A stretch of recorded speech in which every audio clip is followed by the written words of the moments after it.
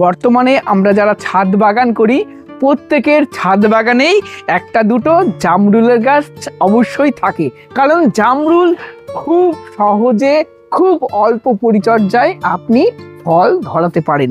এই জামরুল গাছে ফেব্রুয়ারি মাসের লাস্ট উইক থেকে মার্চের সেকেন্ড উইকের মধ্যে গাছে ফুল আসে এবং এই সময়ে ঠিক আগে কিছু পরিচর্যা অবশ্যই নিতে হয়।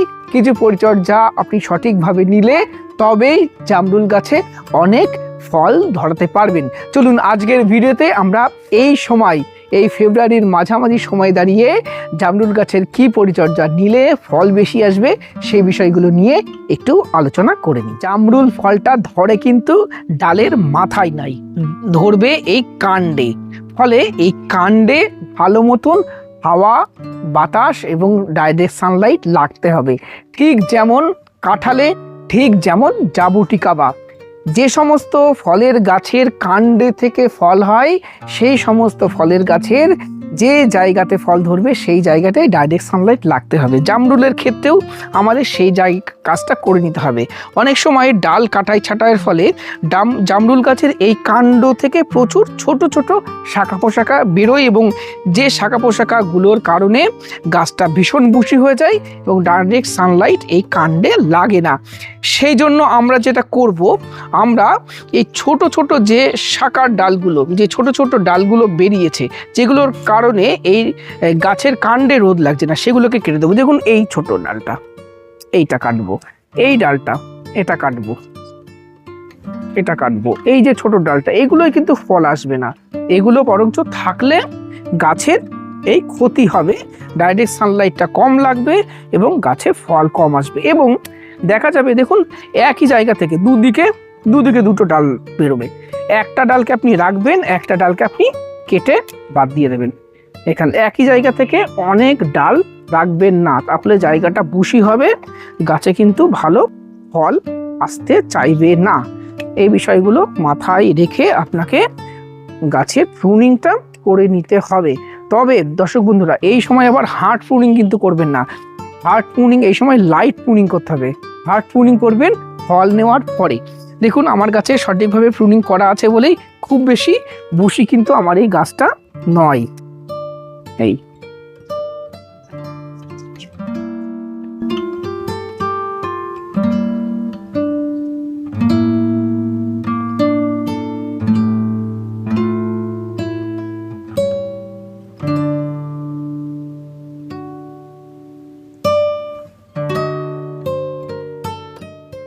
এই ছোট গাছের ক্ষেত্রেও আপনাদের কিন্তু প্রুনিং করতে হবে। দেখুন এখানে মধ্যে মধ্যে কিছু ডাল রয়েছে, যে ডালগুলো কেটে দেওয়া অত্যন্ত জরুরি। এই ডালটা, এই যে এই ডালটা, এখান থেকে এই ডালটা, এইখান থেকে নতুন ডাল বেরোচ্ছে, এইগুলো রাখার দরকার নেই। এই যে এইগুলো রাখবেন না, এই ধরনের ডালগুলোকে কেটে দেবেন। তাহলে কি হবে, এই ডাল রাখার দরকার নেই, এইগুলোকে কেটে দেবেন। কাটলে গাছটার কাণ্ডগুলো ভালোভাবে ভিজিবল হবে, তবেই এই গাছেও কিন্তু ফল ধরানো সম্ভব।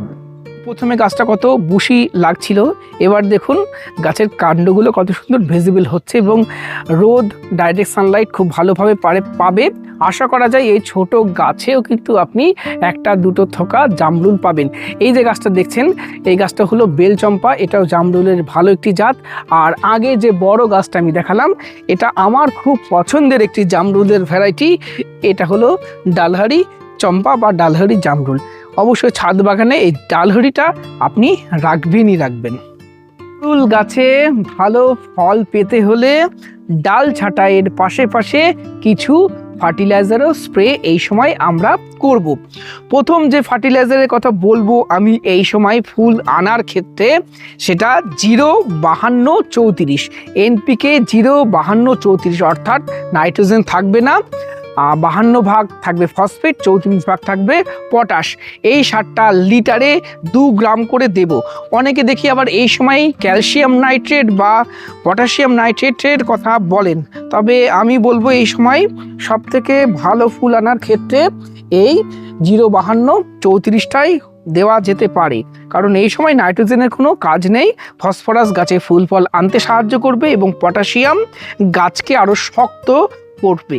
তাই এই সময় আমরা লিটারে 2 গ্রাম করে দেব এই 05234 এই সারটা। এখানে আমি 10 লিটার জল নিয়েছি, এর জন্য 20 গ্রাম নেব এই 05234।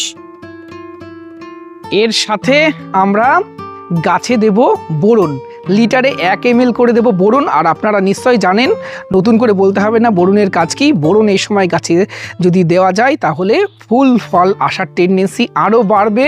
তাই অবশ্যই গাছে আমরা বোরন দেব লিটারে 1 গ্রাম করে। এই ওয়াটার সলিউবল ফার্টিলাইজারটা আমরা খুব ভালোভাবে মিশিয়ে গাছে স্প্রে করে দেব, এবং এটা অবশ্যই গাছে স্প্রে করতে হবে গাছে ফুল আসার 20 থেকে 25 দিন আগে। এই টাইম পিরিয়ডে এটা আমরা গাছে স্প্রে করব। এই ফার্টিলাইজার স্প্রে করার সাথে সাথে গাছে আমাদের স্প্রে দিতে হবে, তবে এখনই না। যেদিন আপনারা এই 05234 এবং বোরন গাছে স্প্রে করবেন, তার থেকে আরও 6 থেকে 7 দিন পরে আমরা গাছে দেব একটি পিজিআর। আমি প্লানোফিক্স এই সময় দেব। প্লানোফিক্সের মাত্রাটা হলো 1 ml 4 লিটার জলে। এটা গাছে ভালোভাবে স্প্রে করতে হবে। এই ডরমেন্সি পিরিয়ড কাটিয়ে ওঠার পরে আস্তে আস্তে যখন শীতটা কমবে, গরমটা বাড়তে শুরু করবে, ফুল আসার ঠিক 20 দিন আগে আমরা এই প্লানোফিক্স গাছে একবার দেব। স্প্রে করলে গাছে আরও বেশি সংখ্যক ফুল আসবে, এটা আশা করা যায়। আমার এই জামরুলের গাছে আমি দেখতে পাচ্ছি না সেরকম কোনো পেস্ট অ্যাটাক, অর্থাৎ পোকামাকড়ের আক্রমণ নেই। থ্রিপস বা মাইট বা হোয়াইট ফ্লাই এই ধরনের কোনো পোকার আক্রমণ নেই। তাই আমি এই সময় গাছে কোনো রকম পেস্টিসাইড প্রয়োগ করছি না। যদি কারোর গাছে এই সময় কোনো পেস্টের অ্যাটাক হয়ে থাকে তাহলে পেস্টিসাইড প্রয়োগ করুন, না হয়ে থাকলে প্রয়োগ করার প্রয়োজন নেই অতিরিক্ত মাত্রায় পেস্টিসাইড। আমি গাছে এই সময় ফাঙ্গিসাইডও প্রয়োগ করছি না, কারণ জামরুলের পাতাগুলো যথেষ্ট মোটা। এই মোটা পাতায় ফাঙ্গাস আক্রমণ খুব বেশি হয় না। অনেকে দেখি ফাঙ্গিসাইড স্প্রে করা দেন বা প্রয়োগ করার কথা বলেন, আমার মনে হয় এখনই ফাঙ্গিসাইড দেওয়ার দরকার নেই।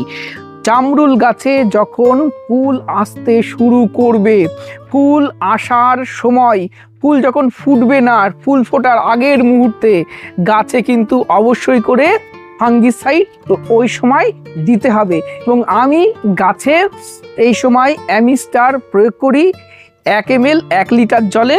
অবশ্যই আপনাদেরকেও গাছে ফুল আসতে শুরু করলে একবার ফাঙ্গিসাইড দিতে হবে, এবং ফুল আসার সাথে সাথে গাছে একবার পেস্টিসাইডও অবশ্যই প্রয়োগ করতে হবে। তবে এই সময়, এই মুহূর্তে দাঁড়িয়ে, ফেব্রুয়ারির মাঝামাঝি সময় দাঁড়িয়ে, গাছে এখনো ফুল আসেনি, এই সময় দাঁড়িয়ে কিন্তু ফাঙ্গিসাইড বা পেস্টিসাইডের প্রয়োজন নেই। আপাতত এই দুটো স্প্রে আপনারা গাছে করুন। গাছের ডাল কাটাই ছাটাই এখনই করে দিন, তাহলেই দেখবেন জামরুল গাছে ফল ডেফিনেটলি বাড়বে। এবং আপনাদেরকে বলি, জামরুলের ভালো জাত সংগ্রহ করতে হবে। ভালো জাত সংগ্রহ করতে না পারলে কিন্তু কখনোই আপনি আপনার আশা অনুরূপ ফল গাছে পাবেন না। ডালহরি জামরুলকে আমি আগেও বলেছি, এটা খেতে যেমন ভালো, ঠিক সাথে সাথে এটার ধরনও খুব ভালো।